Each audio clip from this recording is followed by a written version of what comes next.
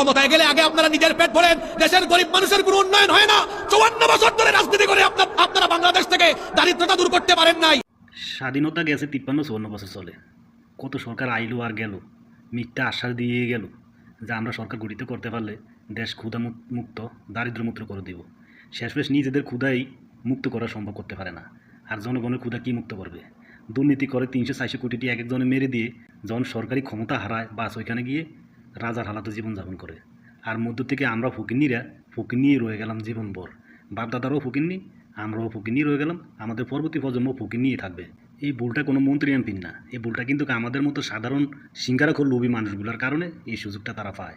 জোর দিয়ে আমরা সিঙ্গারা লোভ না করে সঠিক সৎ মানুষদেরকে ক্ষমতা এনে দিতে পারি, তাহলে আশা করা যায় যে কিছুটা হলে উন্নতি হবে। আমাদের আলেমদেরকে দায়িত্ব দিয়ে দেখেন, আমরা কোরআনের ফর্মুলা যাকাত যখন প্রয়োগ করব 10 বছরে বাংলাদেশকে আমরা বদলাইয়া দিব।